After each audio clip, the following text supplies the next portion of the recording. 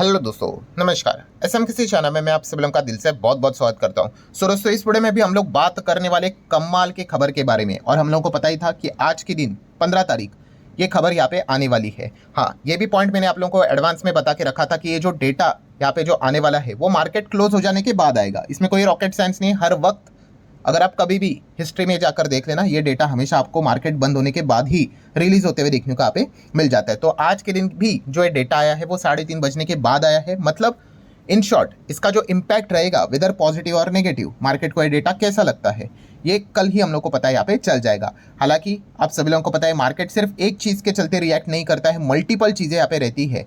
ठीक है, सो आ जाते हैं अभी डेटा को यहाँ पे देख लेते हैं किसकी यहाँ पे मैं बात कर रहा हूँ। तो दोस्तों हम बात यहाँ पे कर रहे हैं हमारा इंडिया का इन्फ्लेशन का डेटा सामने आते हुए देखने को यहाँ पे मिल रहा है। महंगाई के डेटा की अगर हम लोग यहाँ पे बात करें दोस्तों, तो आप सभी लोगों को पता है ये डेटा क्यों इंपॉर्टेंट रोल प्ले करता है। अगर आप शेयर मार्केट में हो तो दोस्तों आप सभी लोगों को पता है rate cut, RBI interest rate cut करेगा नहीं करेगा, ये सारी चीज़ें यूजुअली हम कह सकते हैं इन्फ्लेशन के डेटा के ऊपर निर्भर रहती है। ठीक है, एंड अभी करंट सिनेरियो के हिसाब से जितना इन्फ्लेशन नीचे जाएगा उतना आप आरबीआई की ओर से मल्टीपल रेट कट्स की उम्मीदें कर सकते हो। रिसेंटली आप सब लोगों को पता है आरबीआई ने 2 बार रेट कट किया था। वो क्यों किया? क्योंकि इन्फ्लेशन विद इन कंट्रोल देखने को मिल गया।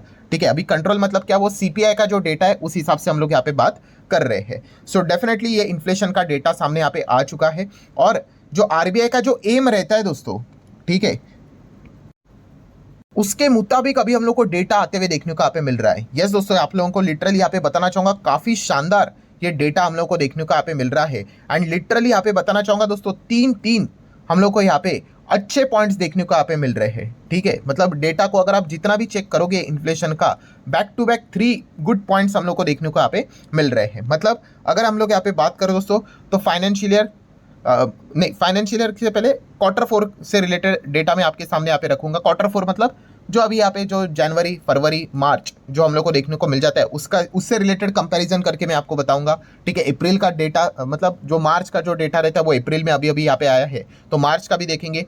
देन पूरे फाइनेंशियल ईयर 25 का अनुमान के हिसाब से मैं आपको कंपैरिजन करके बताऊंगा।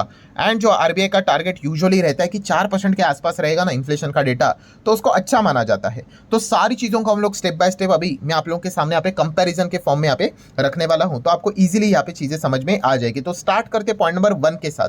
सो पॉइंट नंबर 1 किसको पकड़ लेंगे? तो चलो Q4 के डेटा के हिसाब से चीज़ों को देख लेंगे। बट Q4 का डेटा देखने के लिए हमारे पास कौन सा डेटा चाहिए? जनवरी, फरवरी एंड मार्च। सो अभी जो रिलीज हुआ है आज के दिन, वो कौन सा डेटा आया है? मार्च का डेटा आया है। और मार्च का डेटा बहुत इंपॉर्टेंट होता है। क्यों? क्योंकि वो आपको पूरे Q4 का डेटा भी देगा एंड पूरे फाइनेंशियल ईयर का भी डेटा देगा। ठीक है, सो पहले तो हम लोग देख लेते हैं कि मार्च का डेटा कैसे आया है। सो आप देख सकते हैं रिलीज डेट आज के दिन 15 तारीख को ही ये डेटा आया है। सो लास्ट टाइम का जो डेटा था वो 3.61% था। ठीक है, इंपॉर्टेंट ये रहता है कि फोरकास्टिंग कितनी थी? लगभग 3.60% के आसपास इन्फ्लेशन आएगा, यह अनुमान था। एक्चुअल डेटा आया है 3.34। सो बहुत ही कमाल का डेटा हम लोग को देखने को यहाँ पे मिल रहा है। इसमें कोई शक की गुंजाइश नहीं है। इन्फ्लेशन जितना कम होगा उतना हम लोग को ये डेटा अच्छा देखने को यहाँ पे मिलेगा, उतना अच्छा मार्केट के लिए चीज़ें देखने को यहाँ पे मिल जाती है। सो डेफिनेटली ये कौन सा है? ये सिर्फ मार्च मंथ का डेटा है जो कि आज रिलीज यहाँ पे हुआ है। सो अभी हमें क्या करना है? हमें Q4 का डेटा यहाँ पे देखना है। तो Q4 के डेटा के लिए क्या करना पड़ेगा? जनवरी, फरवरी एंड मार्च। ठीक है, ये तीनों डेटा हम लोग को यहाँ पे देखने पड़ेंगे। सो डेफिनेटली आप देख सकते हैं जनवरी में था 4.31, ये भी अच्छा डेटा था। देन मार्च की बात करें 3.61, ये भी अच्छा था। अच्छा इन कॉन्टेक्स्ट ऑफ जो अनुमान था उस हिसाब से। एंड अभी जो मार्च का डेटा है जो आज अप्रैल में रिलीज हुआ है वो है 3.34, तो ये भी अच्छा डेटा देखने को मिला है। 3 डेटा बैक टू बैक हम लोग को अच्छे देखने को यहाँ पे मिल चुका है। इनफैक्ट उससे भी पहले अच्छे डेटे थे। तो हमें क्या करना है दोस्तों? इसका एवरेज निकालना है।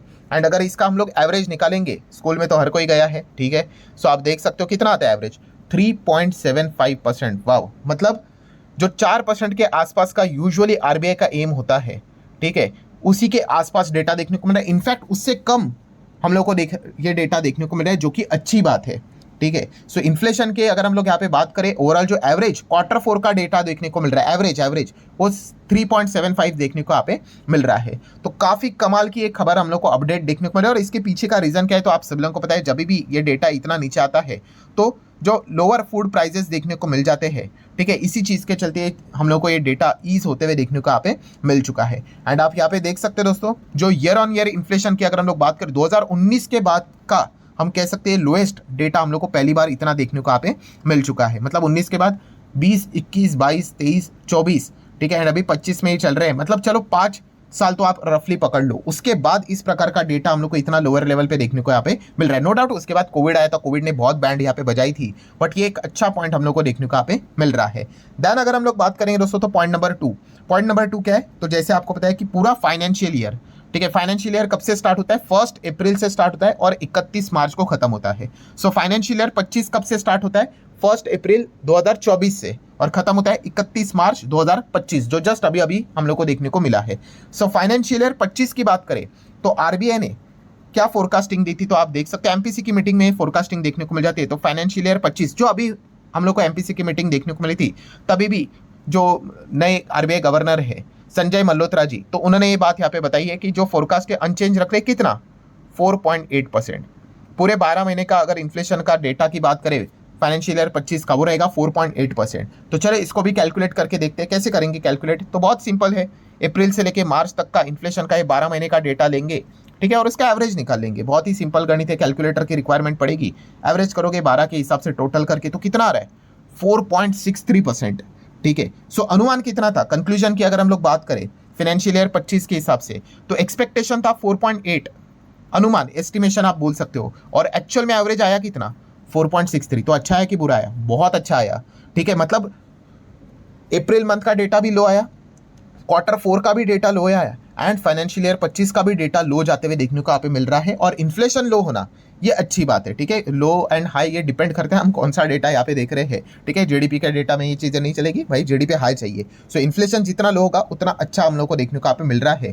देन दोस्तों आ जाते हैं पॉइंट नंबर 3 की ओर। पॉइंट नंबर 3 कौन सा देखना है, तो जैसे अभी मैंने शुरुआत में आपको बताया कि आरबीआई का लक्ष्य होता है, एम होता है, और यूजुअली एम क्या होता है आरबीआई का, इन्फ्लेशन से रिलेटेड बेसिक नॉलेज क्या होती है कि 6 के ऊपर, ठीक है। यहाँ पे आई गेस मैंने उल्टा लिखा है क्या, नहीं बिल्कुल सही है। तो आप देख सकते हैं 6 के नीचे रहना चाहिए इन्फ्लेशन, ठीक है, लेस देन 6% रहना चाहिए। इन्फ्लेशन 6 के ऊपर अच्छा नहीं होता है, बट 2 के भी ऊपर रहना चाहिए, 2 के नीचे भी जाना नहीं चाहिए, ठीक है। वरना क्या हो जाएगा, चीज़ें इतनी सस्ती हो जाएगी कि लोगों को वैल्यू ही नहीं रहेगी उन चीज़ों की, ठीक है। गली गली सड़क पर आप लोगों को चीज़ें मिलते हुए देखने को मिलेगी, करेंसी का वैल्यू खत्म हो जाएगा, ठीक है। सो बेसिकली इन्फ्लेशन हमेशा कैसे होना चाहिए, 6 से लेकर 2 के रेंज में रहना चाहिए। एंड फिलहाल अभी अगर हम लोग यहाँ पे बात करें, और यूजुअली आरबीआई का सबसे बेस्ट टारगेट क्या होता है 4%, ठीक है, जो कि 6 के भी बीच का लेवल आता है और 2 के भी बीच का लेवल आता है। एंड फिलहाल आप देख सकते हो 4% के आसपास ही हम लोग को इन्फ्लेशन देखने को मिला है, लगभग 3.75 अगर हम एवरेज की बात करें तो क्वार्टर के हिसाब से, ठीक है। एंड ईयरली अगर बात करें तो 4.63 है।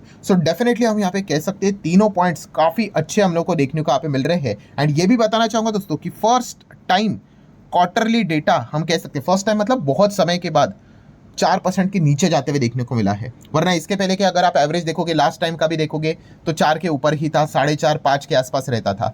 इस वक्त की बात करें तो एवरेज डेटा 4 के नीचे हम लोग को जाते हुए देखने को मिल चुका है। ये काफ़ी कमाल की खबर हम लोग को देखने को यहाँ पे मिल रही है। मतलब अगेन कहना चाहूँगा, कंक्लूजन क्या है दोस्तों इसमें, कि ये बहुत ही अच्छी गुड न्यूज़ हम लोग को देखने को यहाँ पे मिल रहा है। मतलब इंटरनली मैं गुड न्यूज़ की बात कर रहा हूँ, ठीक है। मार्केट तो भाई सिर्फ एक खबर के चलते नहीं चलता है, मल्टीपल चीज़ों के चलते चलता है, ठीक है। वहाँ पे ट्रम्प कुछ अनाप शनाप बक देंगे तो पूरे बाजार की बैंड बजा देंगे, ये तो आपको भी पता है। बट अगर हम लोग सिर्फ ये डेटा को कंसिडर कर ले तो इसमें कोई शक की गुंजाइश नहीं, डेटा काफ़ी अच्छा देखने को मिल रहा है। और इसका कंक्लूजन मतलब आउटकम क्या रहता है, तो आउटकम ये रहता है कि यस, आने वाले समय में हम और इंटरेस्ट रेट कट को एक्सपेक्ट कर सकते हैं। आने वाले समय में रेट ऑफ इंटरेस्ट और नीचे जाते हुए देखने को मिल सकते हैं। इन शॉर्ट हम कह सकते हैं लोन सस्ता हो सकता है, लोगों के ऑलरेडी जो ईएमआई चल रहे हैं वो यहाँ पे कम होते हुए देखने को यहाँ पे मिल सकते हैं, क्योंकि इस प्रकार का डेटा आरबीआई को किसी भी तरीके से तकलीफ नहीं देगा कि रेट कट को वो और कम क्यों ना करे। वो डेफिनेटली रेट कट को और ज़्यादा कम यहाँ पे कर सकते हैं आने वाले समय में। अगर हम लोग यहाँ पे बात करें तो एमपीसी की मीटिंग रहेगी, अगर